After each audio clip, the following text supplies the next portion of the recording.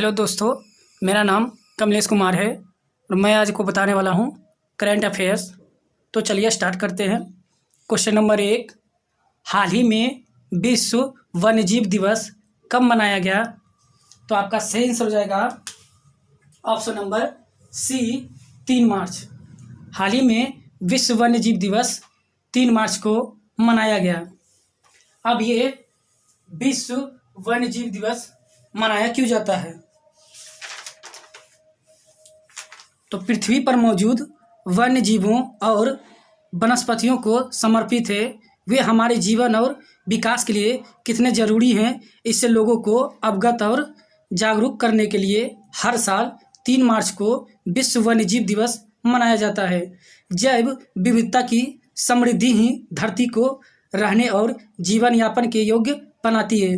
लेकिन समस्या है कि लगातार बढ़ता प्रदूषण रूपी राक्षस वातावरण पर इतना खतरनाक प्रभाव डाल रहा है कि जीव जंतुओं और वनस्पतियों की अनेक प्रजातियां धीरे धीरे लुप्त हो रही है।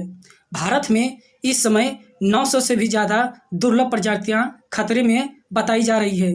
यही नहीं, विश्व धरोहर को गंवाने वाले देश की लिस्ट में दुनिया भर में भारत का स्थान चीन के बाद 7वां है।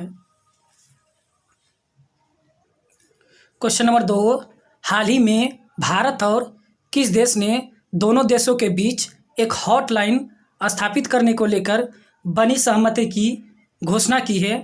तो आपका सही आंसर हो जाएगा ऑप्शन नंबर बी, चीन। हाल ही में भारत और चीन देश ने दोनों देशों के बीच एक हॉटलाइन स्थापित करने को लेकर बनी सहमति की घोषणा की है। अब बात चीन की है, तो चीन की राजधानी कहाँ है? बीजिंग। चीन की मुद्रा क्या है? रेन मिनवी। और चीन के प्रेजेंट टाइम पे राष्ट्रपति कौन है? Xi Jinping. क्वेश्चन नंबर 3, हाल ही में अंतर्राष्ट्रीय योग उत्सव की शुरुआत कहाँ हुई है? तो आपका सही आंसर हो जाएगा ऑप्शन नंबर ए, ऋषिकेश।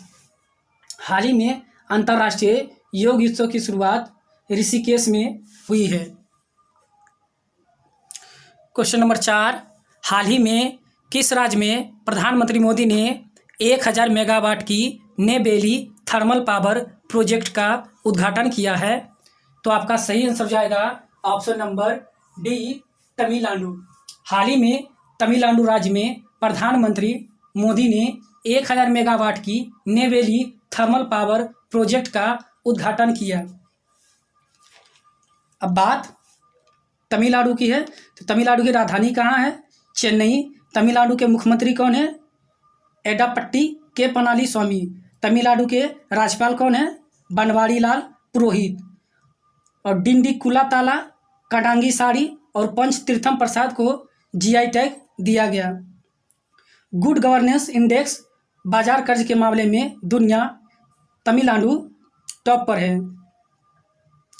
तमिलनाडु ने अभी हाल ही में सैयद मुश्ताक अली T20 ट्रॉफी जीती है।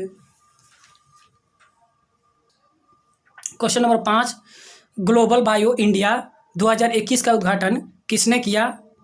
तो आपका सही आंसर हो जाएगा option number B, doctor Harshvardhan Singh. Doctor Harshvardhan Singh जो है ये हमारे प्रेजेंट टाइम पे स्वास्थ्य मंत्री हैं और इन्होंने ही ग्लोबल बायो इंडिया 2021 का उद्घाटन किया।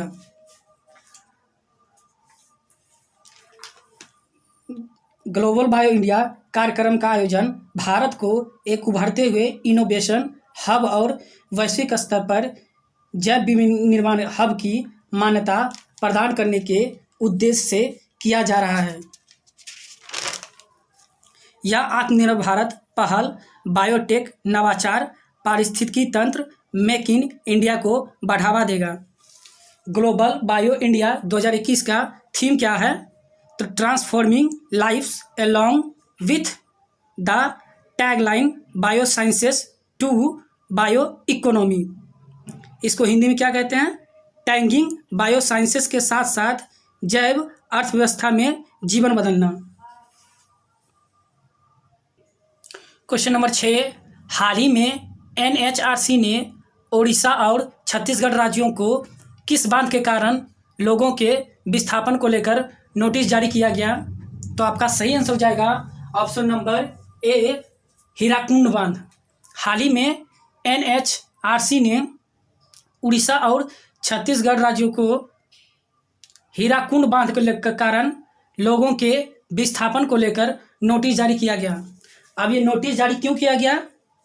तो राष्ट्रीय मानवाधिकार आयोग NHRC ने उड़ीसा और छत्तीसगढ़ के मुख्य सचिवों को 6 दशक पहले महानदी पर निर्मित हीराकुंड बांध के कारण विस्थापित लोगों की पीड़ा को कम करने के लिए की गई कार्रवाई के संबंध में नोटिस जारी किया गया।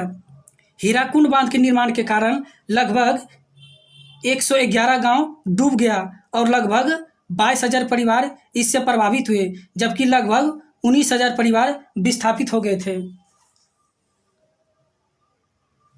क्वेश्चन नंबर 7, हाल ही में किस देश में 140 मिलियन साल पहले डायनासोरों के जीवाश्मों की खोज की गई?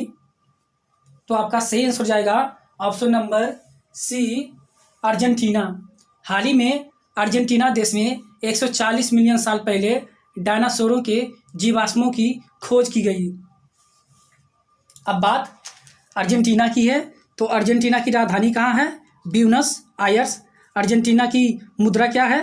पेसो। और अर्जेंटीना के प्रेजेंट टाइम पे राष्ट्रपति कौन है? Alberto Fernandez. क्वेश्चन नंबर 8, हाल ही में माउंट किलिमंजारो फतह करने वाली एशिया की सबसे युवा लड़की कौन बनी? तो आपका सही आंसर हो जाएगा option number A, Ritvika Shri. हाल ही में माउंट किलिमंजारो फतह करने वाली एशिया की सबसे युवा लड़की ऋत्विका श्री बनी। ऋत्विका श्री का जो उम्र है यह 9 साल है और ये आंध्र प्रदेश के अनंतपुरम शहर के हैं और माउंट किलिमंजारो की ऊंचाई जो है ये 5,895 मीटर है। अब माउंट किलिमंजारो किस महाद्वीप में है? तो ये अफ्रीका महाद्वीप में है। क्वेश्चन नंबर 9, भारत ने सागरमाला प्रोजेक्ट के तहत बंदरगाह विकास पर वर्ष 2035 तक कितनी रकम निवेश का लक्ष्य रखा है? तो आपका सही आंसर हो जाएगा option number B, 6 lakh crore रुपए। भारत ने सागरमाला प्रोजेक्ट के तहत बंदरगाह विकास पर वर्ष 2035 तक 6 लाख करोड़ रुपए रकम निवेश का लक्ष्य रखा है। कल मैंने आपसे क्वेश्चन पूछा था कि हाल ही में किस केंद्र शासित प्रदेश में प्रदेश का पहला तारामंडल बनाए जाने की घोषणा की गई? तो आपका सही आंसर हो जाएगा option number D, Jammu Kashmir.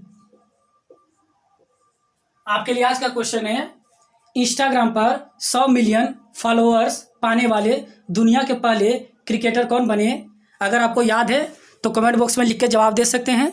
अगर मेरा वीडियो आपको अच्छा लगता है, हेल्पफुल लगता है, तो एक काम कीजिए, वीडियो को लाइक कर दीजिए, शेयर कर दीजिए और मेरे यूट्यूब चैनल पर नए हैं तो चैनल को सब्सक्राइब कर दीजिए।